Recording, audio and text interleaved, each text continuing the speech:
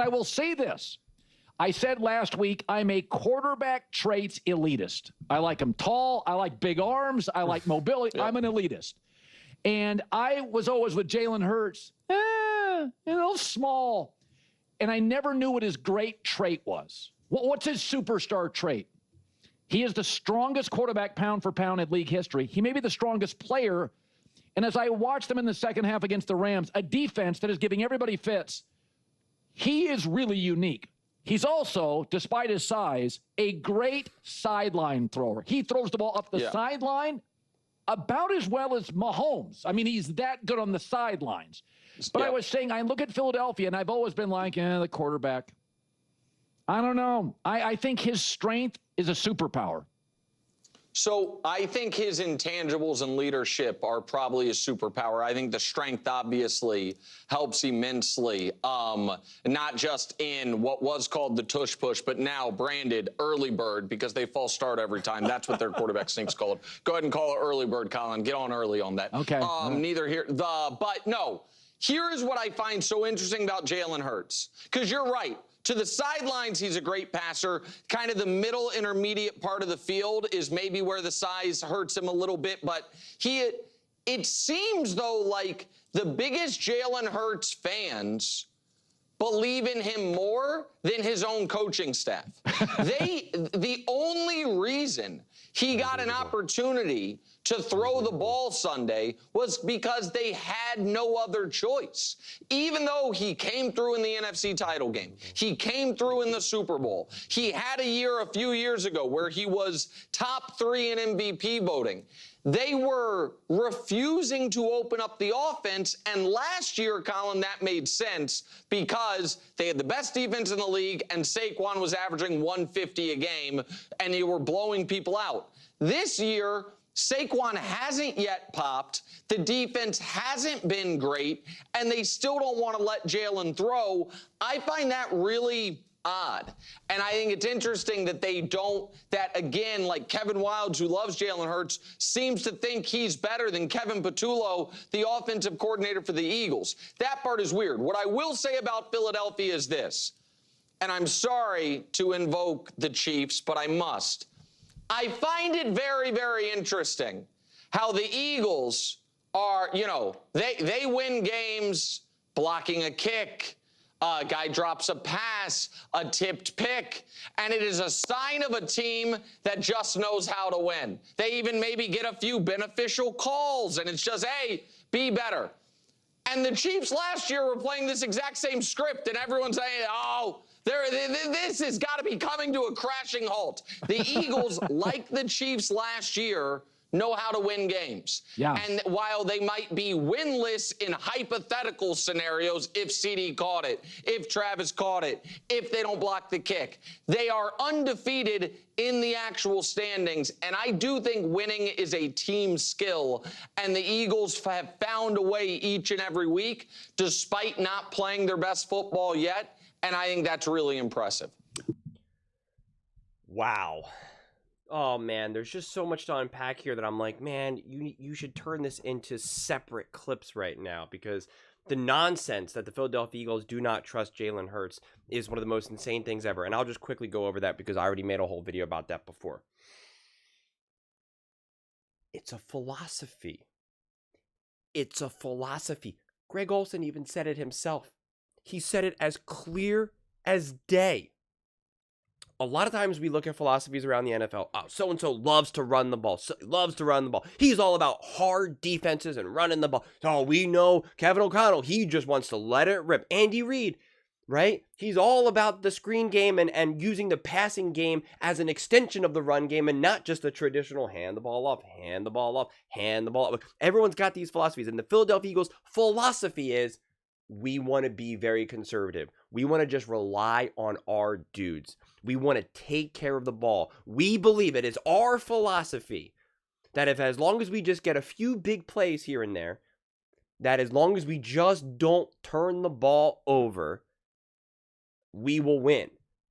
But the problem, but with that philosophy is your defense needs to be great and you need to be able to run the ball. You need to be able to keep the opposing quarterback off the field.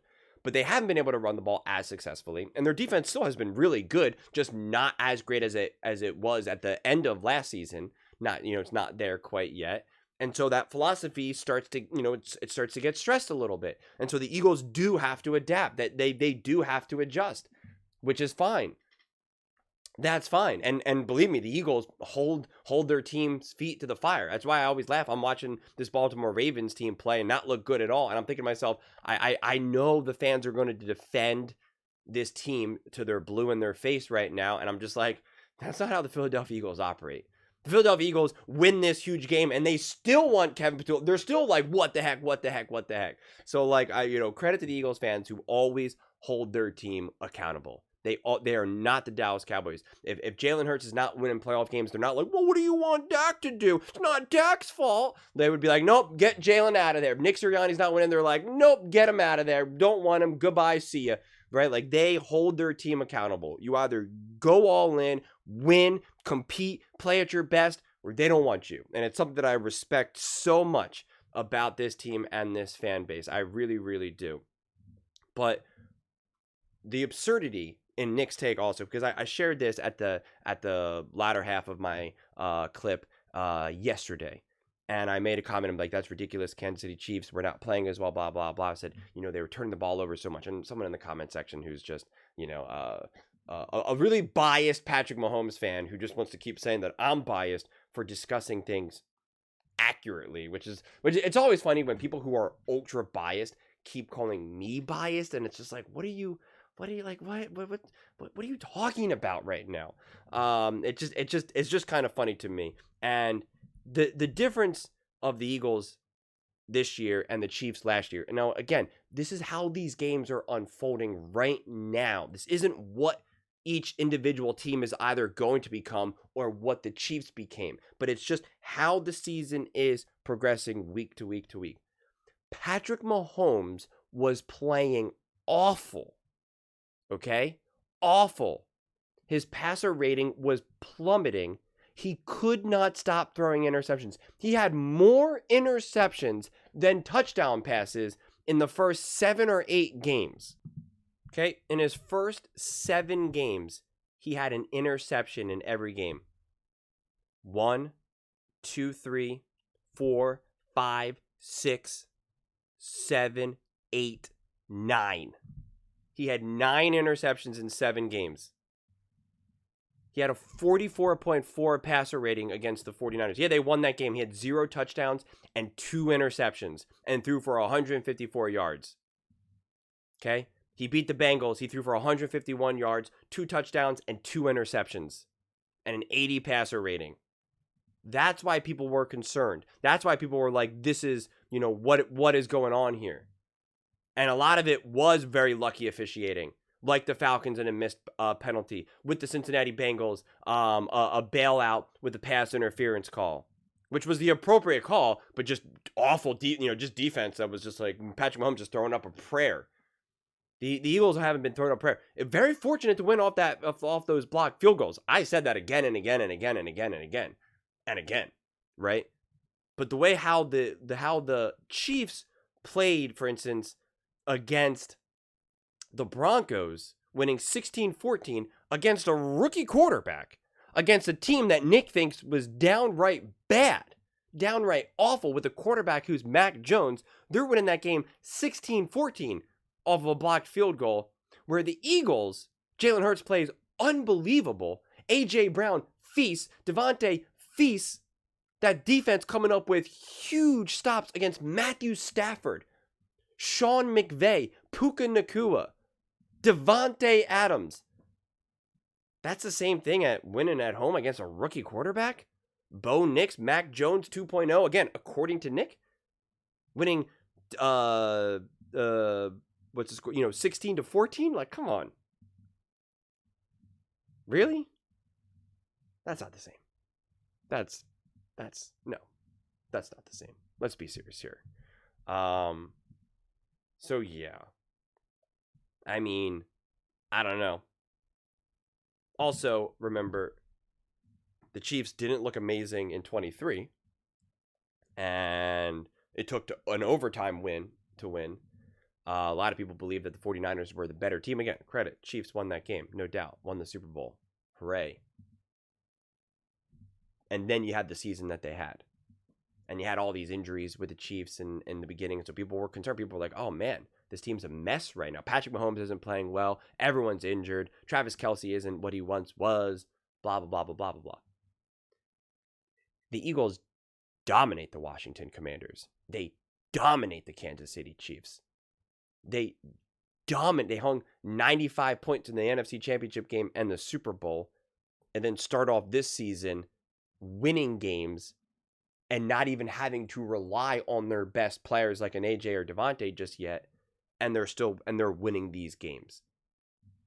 So yeah, you can understand why a Philadelphia Eagles team is going to more likely get the benefit out. Now, if they were still winning these games and AJ Brown wasn't playing and Devontae wasn't playing and Jalen Hurts has 4 turnovers in 3 games and they still won, yeah, the argument would be, dude, this Eagles team is a mess that's going to catch up to them. That would be my take. Dude, this team's a mess right now. I mean, Jalen Hurts can't stop turning the ball over. He's got 4 turnovers in 3 games.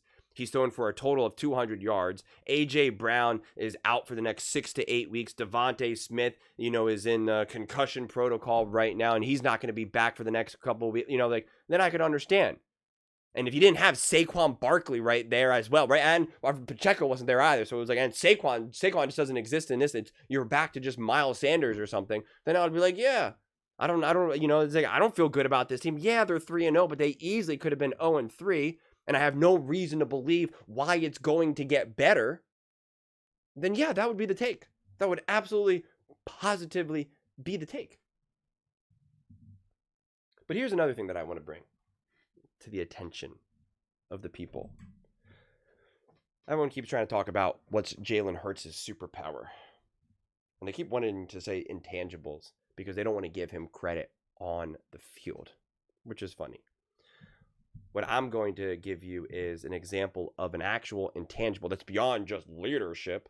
Because, that's all well and good. And that's important. That's important. But, a lot of times people say that when they don't believe in their talent as a quarterback. It's one thing when you say Mahomes leadership and Josh Allen leadership. That's because they already get all the other praise about all the other stuff. And Jalen Hurts doesn't get that. But I'm going to show you why Jalen Hurts' intangibles is truly as special and why it actually matters on the field that actually gives him a superpower. And you've probably seen this a little bit, but just run with me. Jalen Hurts gets sacked and fumbles the ball. And there's 0 reaction from him. Just calm, cool, and collected. I see Lamar Jackson get sacked and he's slamming the football on the ground. Derrick Henry fumbles and he's slamming his helmet. He literally falls on the bench. And this is a game that's winnable, right? I mean, at that point, I think it was only a 3-point game or a 4-point game. It was just what are you guys doing? I mean, I saw Lamar Jackson, slam the ground multiple times in the divisional round game, in the AFC Championship game. And you got Jalen Hurts, who's thrown an interception. He's had a fumble in the biggest moments. And in this game specifically, he gets just lit up. His guard, his protector, Lane Johnson. I mean, guard isn't guardian. Protector is right there, or is not in the game. So Jalen gets lit up, fumbles the ball. I mean, things are piling on right now. At this point, you're just the Rams are gonna win, 42-7 right now, and it was just like this, and now they win in the most insane fashion, where the crowd is going absolutely insane. And let me tell you, you feel this a little bit if you ever actually been to a game. But if you ever played in front of a big fan base, in front of a lot of fans, and you feel the energy. I mean, you feel the energy. It's indescribable. And this is Jalen Hurts. There's no difference. Whether he just fumbled, whether he just threw an interception, whether he just won the Super Bowl, whether he just threw the dagger to Devontae. Has it blocked again! This time Jordan Davis, the big man, looks for the icing on one big cake. Eagles hang on. And it gives me chills. It gives me chills that's what that man does in that moment. It's remarkable. That's Jalen Hurts' superpower. That's what makes him so resilient. That's why in the biggest moments, 4th and 5, 3rd and 10, gotta have it. The dagger, 4th and 5 of A.J. Brown, Super Bowl, Kansas City Chiefs. Like, that is who Jalen Hurts is. That's why we've seen him have his best games of his entire career in the literal biggest games. His 2 best games he's ever had in his career were 2 Super Bowls, the most important games against the Kansas City Chiefs, the team that people will forever remember. They'll forever be immortalized. And he has his best games, his best performances. That's when an intangible actually truly shows what you can do on the field and how it influences it. It's not just, oh, he's a great leader. He knows how to win. It's like, no, it's more to that. And that's Jalen Hurts' superpower. And just watch a Lamar Jackson slam the ball on the ground. Just watch it.